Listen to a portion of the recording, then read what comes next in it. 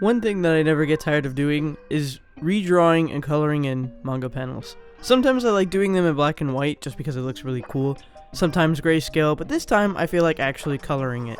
The reason why is because there's a lot of white space in this manga panel right here, or I don't know if it's really a panel, it's more like the page cover for the chapter, but I'll consider it a panel for now.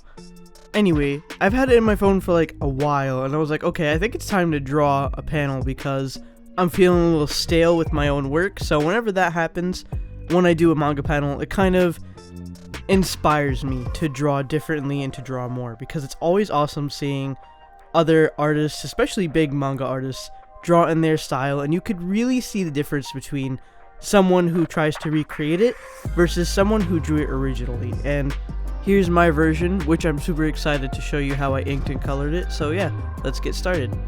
So first, sorry in advance for my voice. I feel like it's a little bit more nasally than usual. I think my allergies are just really bad today. Okay, so for this piece, drawing it, or sketching it really, not sure which one's the better one to say. I took the original drawing on my light pad, and then I went over the outlines, so that would be like the square of the box and the outlines of the characters. Then I went in with the pencil and then proceeded to draw it in my style. So I used it for the outlines, the original image, because honestly I'm really bad with where things go in placements when it comes to paper. I'm still practicing at that, and I really, more than anything, just kind of wanted to color this, so I took some stress off myself by doing the outlines and then going in and drawing it as close as possible to the original while still implementing kind of like my style to it, so it doesn't look like a direct copy of what it is, because it isn't. I basically drew in the features myself. I just did the outline just so I could try and get a good proportion of everything, because otherwise I know it would have gone into a huge mess, and I kind of just wanted to have fun with this more than anything and not stress myself out. So yeah, so that's why once you see it's inked and colored, it resembles the original, but it's not the exact, because again, it's me drawing it. I'm not going to draw exactly like Horikoshi, although I wish I could. God dang, I wish I could so bad. He's so good with all of his art. I just, oh man, I'm fangirling over here. Okay, anyway, back to the drawing. So when I was inking it, I realized I should have gone smaller with the ink. I did 0.3, which is usually pretty average, and that's what I always use, but I forgot how much smaller this piece is. It's like pretty condensed down, so the lines looked a little too bold.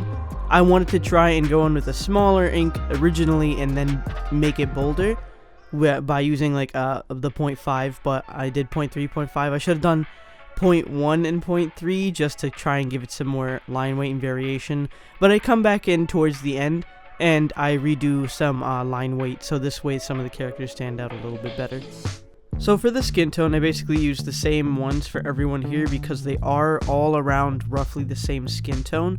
I also referenced it from another picture that I think Horikoshi colored in, which basically he gave everybody who did have the same skin tone, and I saw that that was kind of like a strategic move that he did. It was kind of like a minimalism with coloring, especially on that spread. I'm gonna see if I could pop it up over here. There was so many characters on that spread, so he probably reduced the amount of different colors he had to use, just so, number one, he probably wouldn't stress out about it and trying to get the colors down perfect, and number two, so it looks more cohesive. Plus, all these characters are actually very close in range of skin tone. None of them have darker skin tone, so that kind of makes sense that he would use the same one. The hardest part about this coloring was just trying to match up everything correctly, because I didn't want any character to not look like their character, you get me? So it was just matching up the colors that, if anything, was the challenge, but even then it wasn't that big of a deal because the majority of the piece was them in the same uniform. The only real difference was their hair and eye colors, which I didn't realize how many of the characters actually match their hair and eye color. That was actually a little different. I never noticed that. Like, Uraraka has brown eyes, brown hair.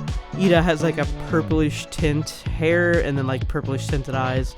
Momo has gray to black hair, gray to black eyes. I think the only one that's truly different is like Bakugo has red eyes with his blonde hair. And Todoroki has 2 different colored eyes in general, but that's because his hair is also 2 different colors. So I feel like that's something I never noticed before until I actually sat down and colored all these characters together into one drawing. I think my favorite character of the entire piece is probably Bakugo, because I feel like I portrayed him well enough there. And actually Uraraka, when she's completed and everything with the white highlight, I think she looks really good. I think I completely butchered Momo at the top left over there in the back. She was just so small, like, to draw, and I usually don't go that small in my drawings. And I was like, damn, this is hard. And then once I colored her in and everything, I was like, she kind of looked busted. But I was like, okay, that's cool. We all look a little busted sometimes, and maybe I should just practice more to help reduce the amount of bustedness within the drawings. But overall, I think they all look pretty nice together, and I actually really enjoyed doing this entire piece. Then again, I always enjoy doing manga panels or like manga chapter covers or anything within that whole realm. Damn, I've been messing up so many times talking today. You guys have no idea. Like, you guys get to see the finished words, but like behind the scenes, I'm cursing myself out mad hard because I can't keep a sentence for my life, for my damn life. Anyway, after coming back from that little breakdown that I had and needed, basically, I really enjoyed doing this, and it's awesome recreating other artists' art styles or recreating something that they've done in your own style, and I highly suggest it to anyone who just wants practice or just wants to have fun or anything like that. And I'm really proud of this piece, even though there's a lot of mess ups, but that's okay. We still learn in here. I never said I was amazing. I just like to draw.